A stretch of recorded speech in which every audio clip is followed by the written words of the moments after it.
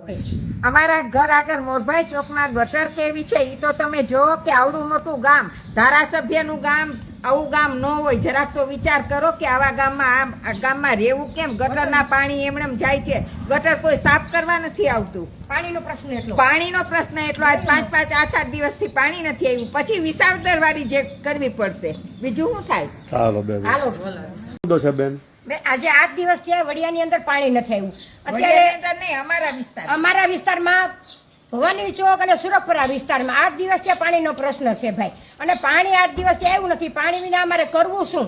અને સરપંચ સાહેબના ઘરની બાજુ 24 કલાક પાણી આવે છે, ત્યાં બધી સગવડ છે, ગટરોમાં પાણી વયા જાય છે. એટલે અમારે 8-8 દિવસ ઘરમાં ટાંકામાં પાણી નથી, પીવાના પાણીનો પ્રશ્ન છે, વેચાતું પાણી પણ વડિયામાં મળતું નથી. તો અમારે પાણીના પ્રશ્નનું કરવું શું? અમારે એ બાબતે પંચાયતને ગામમાં જરાય પણ અમને સાથ સહકાર આપે એવી વિનંતી. બેન પાછળની શેરીની અંદર કેટલા 3 મહિનાથી આ પાણીની પ્રશ્ન છે. અમે કેટલી વાર કીધું છે, ખોલવા વાળો પૂરી 20 મિનિટ ખોલે છે, અડધી કલાકે પાણી, અને પાછળની શેરીમાં પાણી એમનેમ જાતું હોય છે. તો અમને પાણીનો છે ને પેલા નિકાલ ગમે એ કરે પ્રશ્ન કે પાણી અમને છે ને 6 દિવસથી નથી આવ્યું તો કલાક આવે. દિવાળીનો ટાઈમ છે અને પાણી ન આવે તો અમારે શું કરવું? શું કહેશો બેનો તમે? કચરા વાળો આવે છે તો કચરો લઈને નીકળીએ તો ડેલીથી પહોંચતા વાર લાગે, તો એને થોડીક વાર રૂકવું જોઈએ ને, તો એ રૂકતો નથી, દોડીએ ત્યાં વયો જાય છે. તો કરવું શું એના માટે?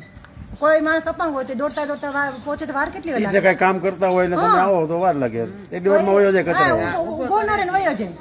સ્વચ્છતા અભિયાન ને તો તમે લાભ નથી લઈ. અને શેરીમાં 25-30 ગાયો હોય તો એને રોજ માટે એક તગારો ભરીને છાણ.